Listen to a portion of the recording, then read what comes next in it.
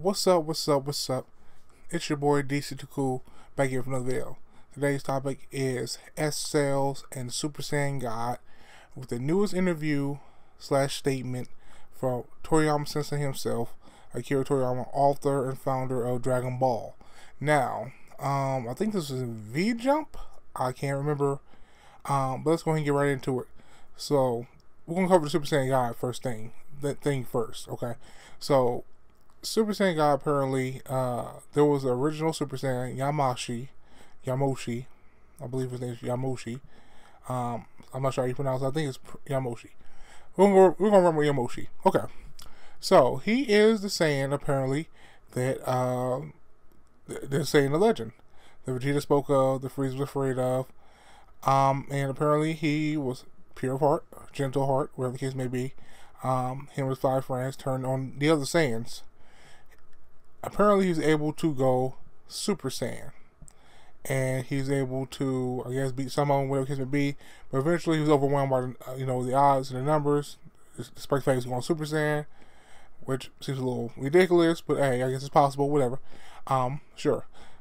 The fact he went Super Saiyan, the numbers are too great, and he lost, and his spirit wandered. Apparently, his restless spirit wandered, and the Super Saiyan of Legend is apparently also kind of the founder of Super Saiyan God, some kind of way. So apparently, the Super Saiyan God feeling, aura, sensation, whatever case you want to call it, was felt by the Elder Namex, and the Elder Namex wrote this down in the book of the Making Legend, which I would love to know what else is in that book, because it's funny they just brought this up 20 years after the fact. Convenient, right?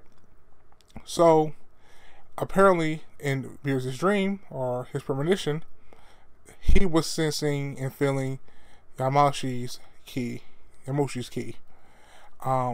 Not Goku's. He was the legendary Super Saiyan God all along, whatever the case may be. So the way it seems is that the ritual from 5 pure heart Saiyans into 1 Saiyan, and Goku becomes Super Saiyan God, it's almost like he's the direct descendant of the original Super Saiyan himself. It's a really weird, interesting, weird concept that was not really elaborated on, not really put in more detail than that, unfortunately. So, S cells. So apparently, in order to become Super Saiyan, the legendary transformation, you have to have S cells. You can't just be strong and do a lot of training and get mad. You have to have the cells for it to also happen. So maybe this will explain why, at least this is the argument some people use for Goten and Trunks, why I was able to go Super Saiyan so early. They inherited a lot of S cells from their fathers. And we've all speculated because their fathers are Super Saiyans, that's part of the reason why they was able to attain it so early. But I will argue against the S cell theory, because I think the S cell theory is kind of nonsense, personally. I mean, it makes sense to some degree, but I'm going to tell you why the theory, in my opinion, falls through. Number 1, Goten had a plot armor. He was originally designed to take Goku's place, and he was originally designed to be the next guy. So it makes sense that he would go Super Saiyan, have great potentials, similar to his brother Gohan at such a young age. That makes sense. Because that's the original way his direction was supposed to go. But unfortunately, that didn't work out. Trunks. We've seen Trunks older and stuff. We've seen the stuff that he does, the feats that he do. Super Saiyan and everything.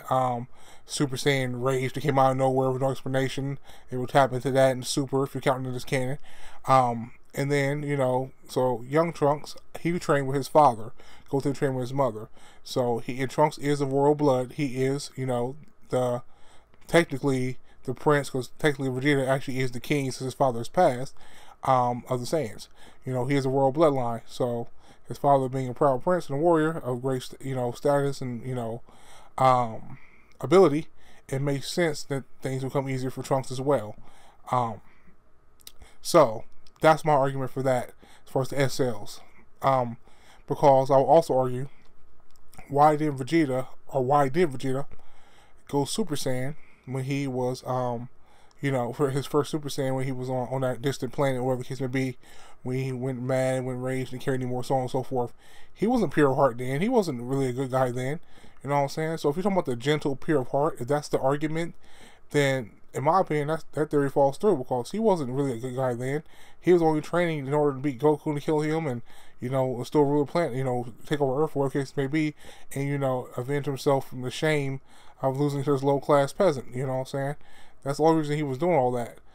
He only saved Goku because he wanted to be the one to beat Goku. It wasn't because he was his buddy or because he didn't want to see a fellow Saiyan die. He already planned on killing Goku himself. So I would argue that fact, as far as being pure-hearted or gentle-hearted Saiyan or kind Saiyan, because that was not Vegeta at that point in time.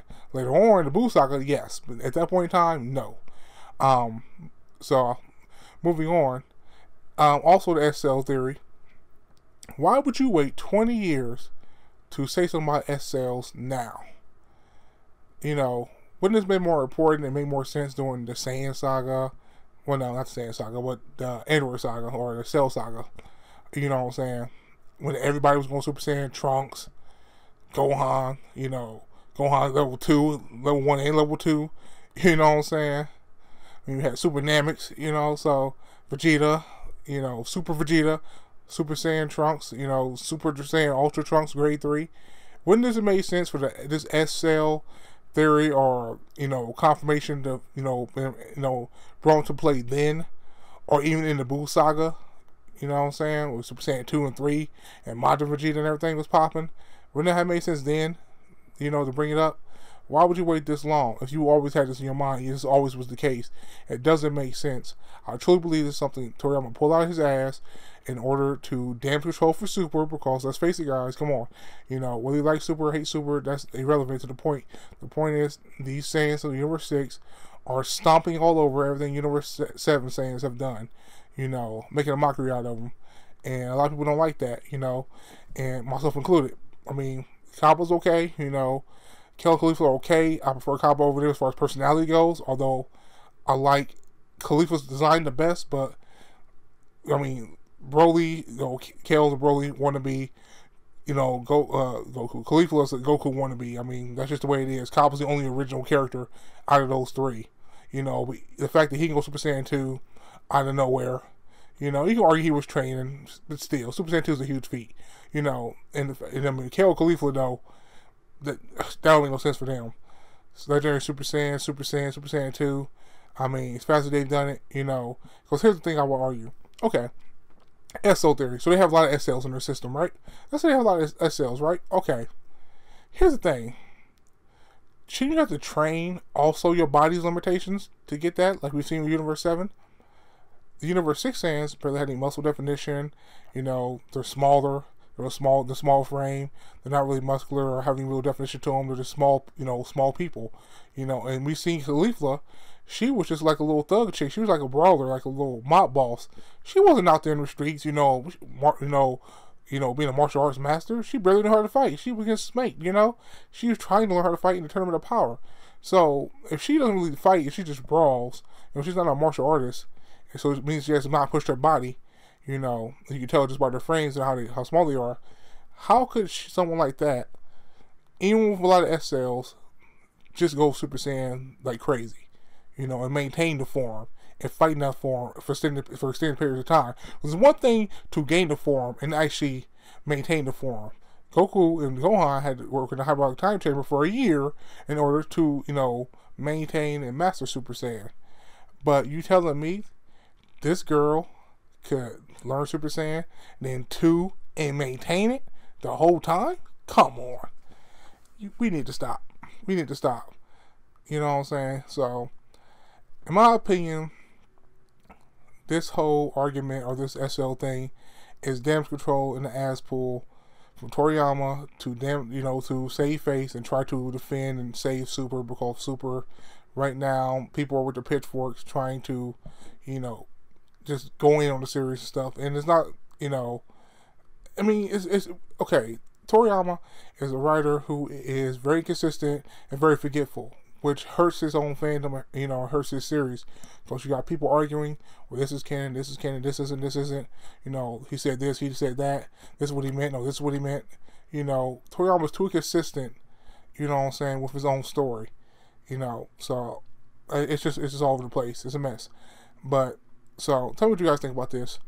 Like I said, in my opinion, this is an ass pull. This is something he threw together a week, 2 weeks ago, whatever, in order to try to combat all the hatred, all the, I'm sure, the emails and messages and Twitters, tweets and everything that he gets, about what's going on, what's up with these characters. This is ridiculous, so on and so forth. I'm sure Toei Animation gets a bunch of it too. So that's what I think.